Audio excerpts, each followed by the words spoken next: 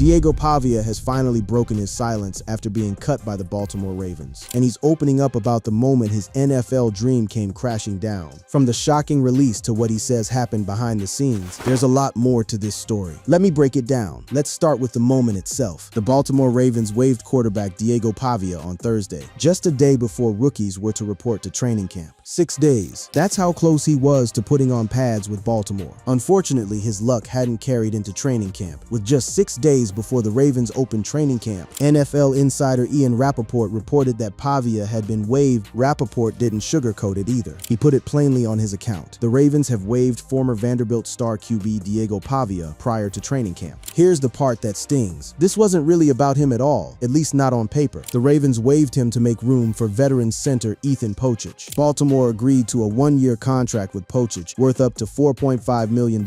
A backup quarterback with a Heisman Trophy on his resume got squeezed out for a lineman most fans had never heard of. That's the business, and the room he was fighting for tells you how thin the margins were. The Ravens quarterback room went from 5 down to 4, leaving Lamar Jackson, Tyler Huntley, Skylar Thompson, and undrafted rookie Joe Fagnano. Pavia was gone. Bleacher Report's James Palmer laid out exactly where that leaves things. Baltimore had narrowed the fight for the third quarterback job down to Thompson and Fagnano, meaning Pavia wasn't just cut, he was cut out of the conversation entirely. Fox Sports' Greg Auman didn't waste words either, pointing out that a player who was standing on a Heisman stage in December didn't even make it to camp with the team that signed him. That's the whiplash here. In December, he's a national name. By July, he's out of a job before he's thrown a single competitive NFL pass. Now, 3 separate voices weighed in almost immediately, and none of them agreed on why. Fans went for the jokes first. When the news crossed the timeline, the reaction was brutal and fast. One user summed up the mood with a joke about the extra equipment Pavia needed just to take a snap being more trouble than he was worth. A jab straight at the height concerns that had followed him all offseason.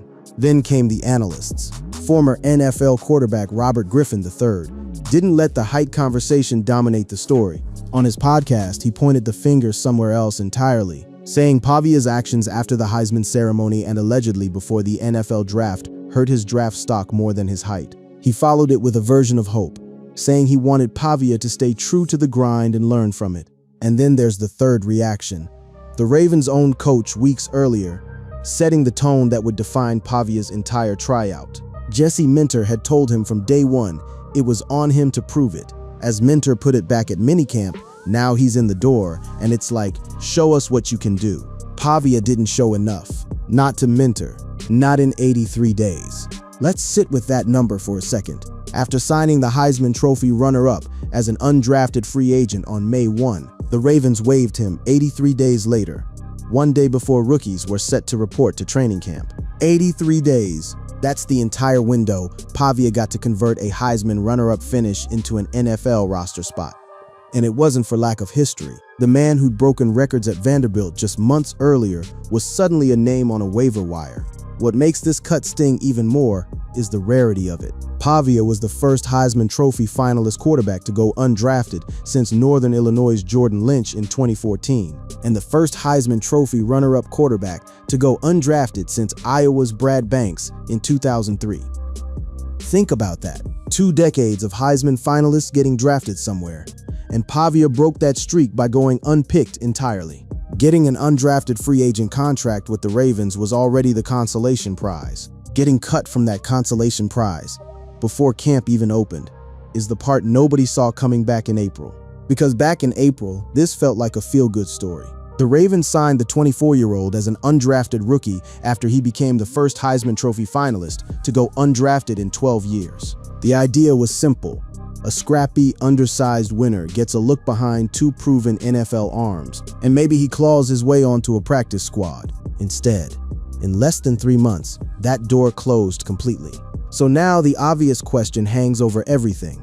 Was this about size? Was this about attitude? Or was it simply about a numbers game at quarterback that had nothing to do with Pavia at all?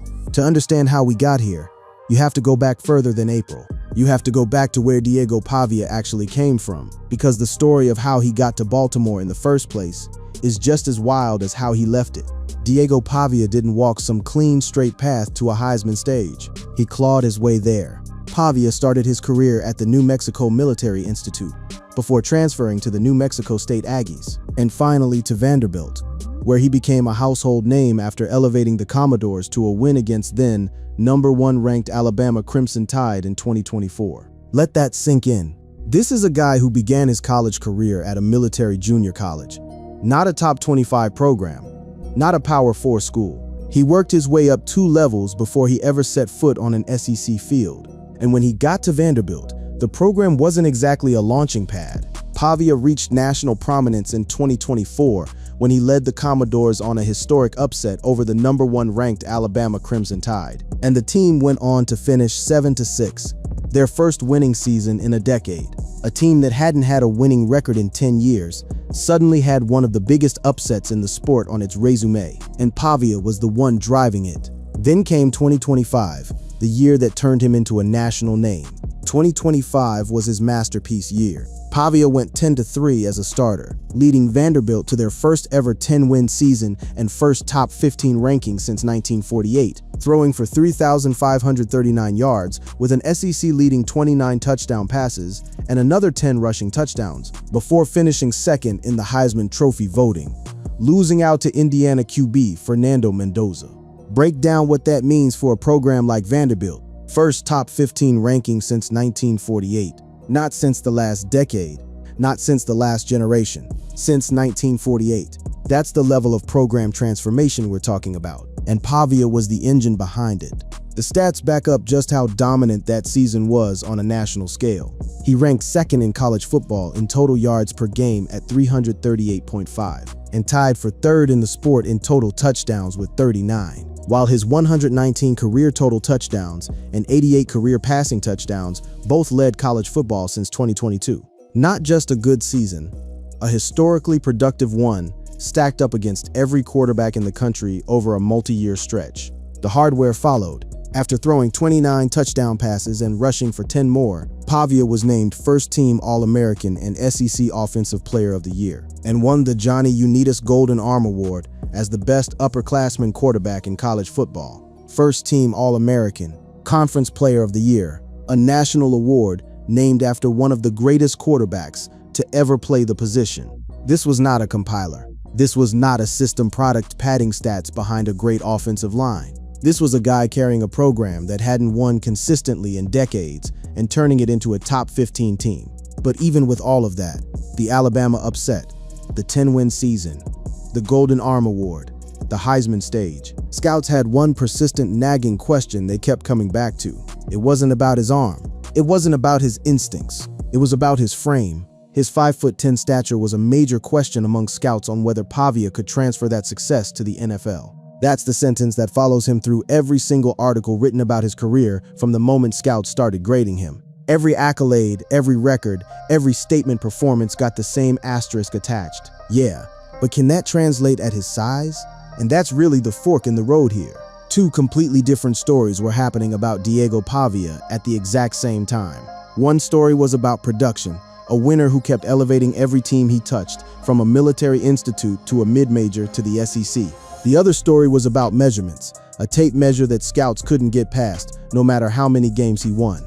Those two stories collided during the pre-draft process, and that collision is where things really started to unravel for Pavia. Because it wasn't just whispers in draft rooms anymore. It became public, it became viral, and it became something Pavia had to answer for on camera, over and over again, every single time someone put a measuring tape near him. That's where we have to go next, into the size fight that never actually ended, all the way up until the day he got cut. If there's one thing that followed Diego Pavia from the combine to the day of his release, it's his height, not his arm, not his decision-making, his height. It started early. Throughout the pre-draft process, there were questions about Pavia's age, which was 24, and his lack of height. Scouts weren't shy about it. Draft analysts weren't shy about it. And it kept resurfacing at every single measurement checkpoint of the process. At the Senior Bowl, the number got worse for him, not better. Pavia was listed at 5'10", but he reportedly measured closer to 5'9" at the Senior Bowl, which would place him among the shortest quarterbacks in the league if he made the Ravens roster. That eighth of an inch became a talking point in itself. On3 caught the exact number. Pavia measured in at 5'9" and 7/8. Pavia didn't dodge it. He leaned straight into it. with a mix of faith and defiance that became his signature response anytime a reporter brought it up. Talking to Sirius XM NFL radio, he said outright, "God blessed me with 5 to 9 and 7/8. He wasn't hiding from the number. He was owning it, then pivoting straight to what he believed actually mattered, what he called being a winner, someone who never had a losing season in his life and didn't plan on starting now." That same defiance showed up earlier in the process too, when reporters pushed him on why his size should matter at all next to his production. He pointed to his college production as the primary indicator of his ability, saying the guys he was playing against every single Saturday were the guys getting drafted first round. So why did 5 to 10 even really matter? Go watch the tape. That tape included a season with 3,539 passing yards and 862 rushing yards combined with 39 total touchdowns. But no matter how many times he said it, the conversation kept resetting back to zero every time a new camera caught him on the field. And in May, it reset in the worst possible way. A short clip from Ravens' rookie minicamp went viral, and this time it wasn't about a stat sheet, it was about how he looked standing next to his own teammates. A short clip from Baltimore Ravens' rookie minicamp put Diego Pavia back in the spotlight, this time for how he looked, not how he played, showing him going through basic quarterback motions without pads or a ball. No throw, no stat, just a body next to other bodies. And that was enough to set off a wave of mockery.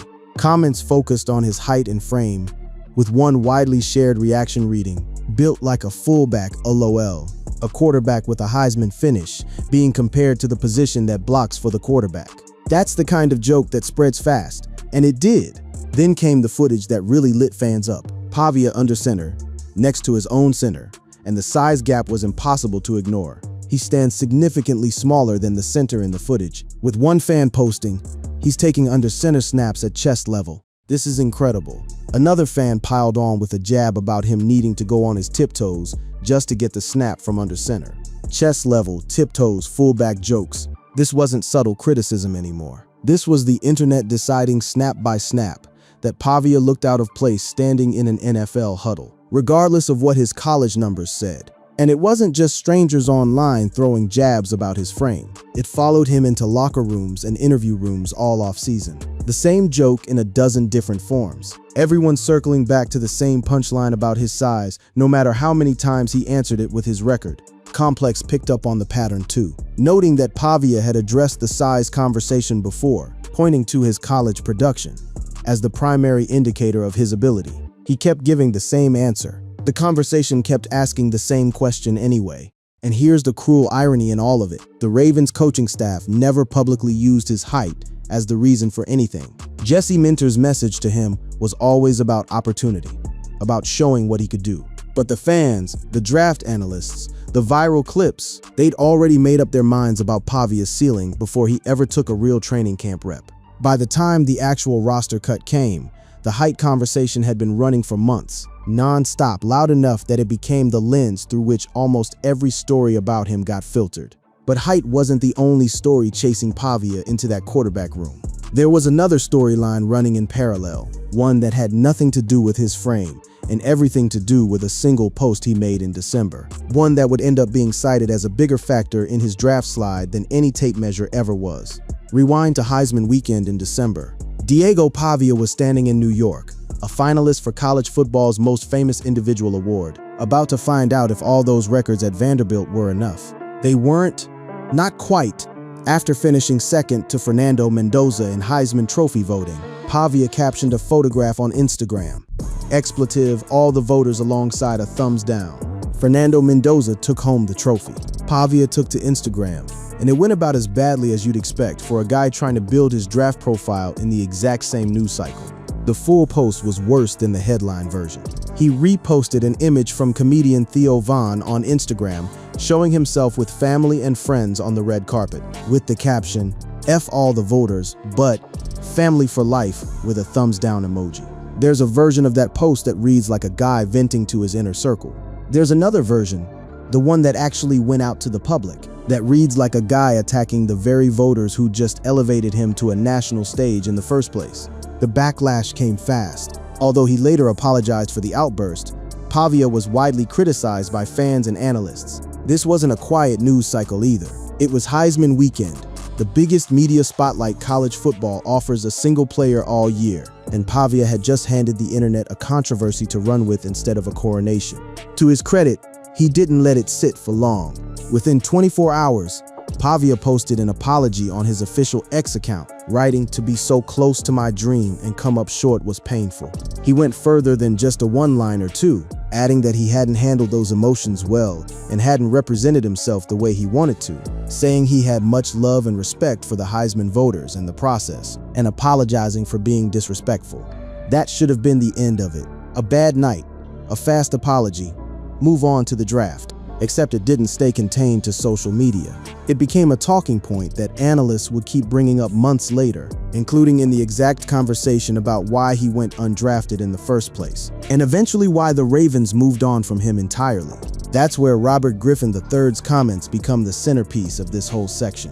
He didn't stop at the Heisman post either. He went further, referencing a separate story about Pavia's off-field conduct in the weeks before the draft. Griffin said Pavia was photographed allegedly throwing money at a strip club weeks before the NFL draft at 5 a.m., adding that while he wasn't there to tell grown men how to spend their free time, there's a time and place for everything, and that hour, that close to the biggest professional decision of his life, wasn't the time to be there.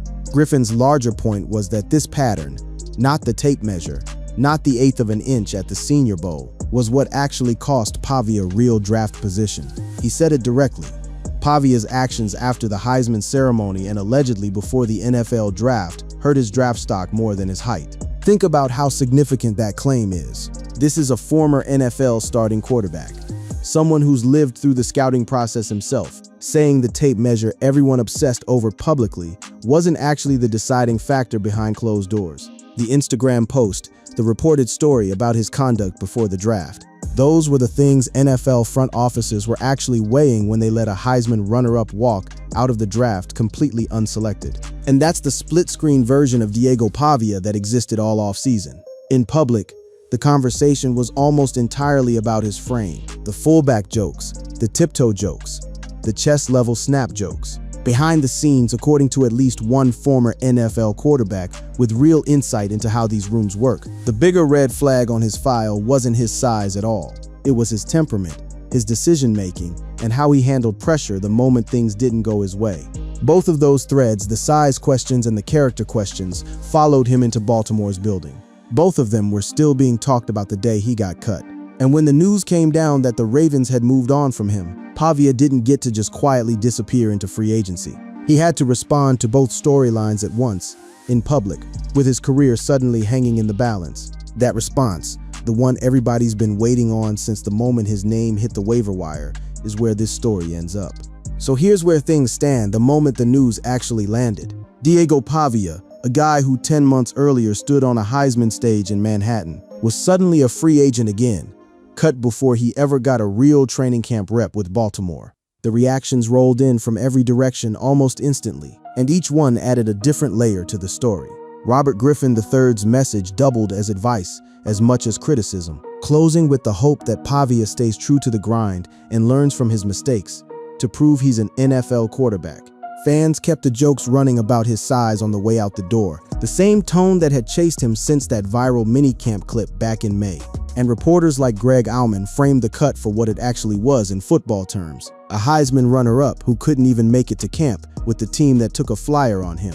But this time, Pavia didn't stay quiet the way he sometimes had in the past. He'd already shown back in December that he responds fast when the pressure's on. The apology after the Heisman post came within a day. And in the aftermath of the Ravens' move, that same instinct to address things head-on showed back up, this time aimed squarely at the size conversation that had trailed him from the Senior Bowl all the way to his release. Every joke about him being built like a fullback, every crack about tiptoeing under center, every crack about needing extra padding just to survive a snap. Pavia had heard every version of it by the time Baltimore let him go, and he wasn't interested in pretending he hadn't. He'd already laid out his actual response to all of it months earlier, and it never really changed.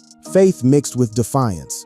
"God blessed me with 5 to 9 and 7/8", he'd said. And instead of running from the number, he built his entire pitch around what the tape measure couldn't capture. A winner.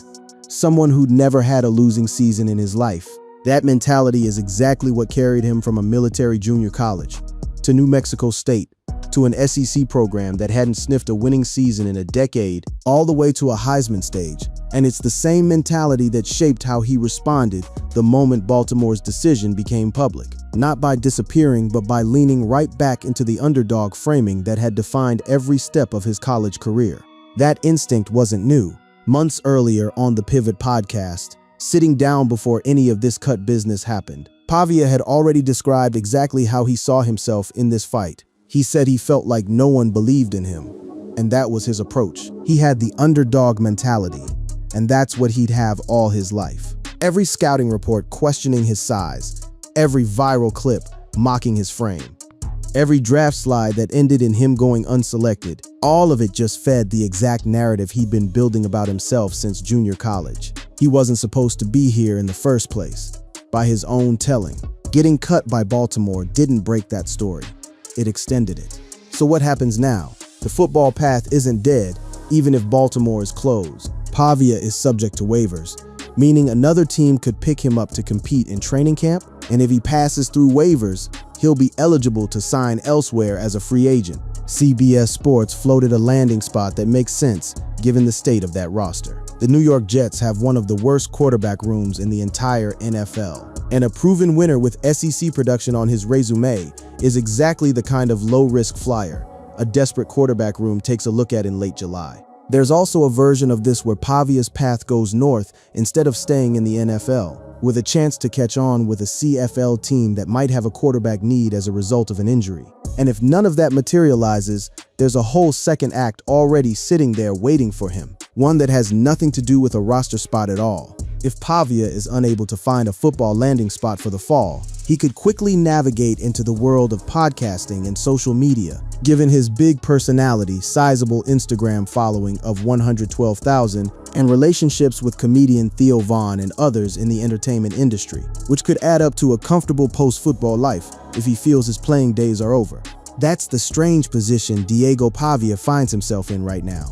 A guy who redefined an entire program's history, who beat a #1 team, who finished one spot away from the most famous individual trophy in the sport, and who spent the better part of a year having his career reduced to 1/8 of an inch on a measuring tape and a single angry Instagram caption. Both things are true about him at once. The winner who never had a losing season, and the guy who couldn't survive 83 days in an NFL building. Whatever comes next, another roster, a practice squad, a microphone instead of a helmet, Pavia's already shown exactly how he plans to answer it. The same way he's answered every doubt since junior college. Head up, chip on the shoulder, and the same line he's repeated through every part of this ride. Nobody believed in him, and that's exactly the way he likes it. Ravens cut Heisman Trophy runner-up Diego Pavia on eve of rookie camp. Ravens cut ties with undrafted QB Diego Pavia. Why did the Ravens cut Diego Pavia? One reason stands out. Ravens cut Diego Pavia from Lamar Jackson's QB room before start of training camp. Ravens cut Heisman Trophy runner-up Diego Pavia before training camp begins. Ravens cut Diego Pavia right before training camp starts. Diego Pavia's viral Ravens clip sparks height debate. Diego Pavia sparks height questions after viral Ravens video. Hurt his draft stock more than his height. RGII on Diego Pavia. Ravens head coach has message for Diego Pavia as concerning training footage panned by fans. Diego Pavia waived by Baltimore Ravens ahead of training camp. Ravens QB Pavia, show us what you can do. Ravens waive rookie Diego Pavia to make room for Ethan Pochich. Ravens cut UDFA QB Diego Pavia before training camp. Diego Pavia apologizes after disrespectful post to Heisman voters.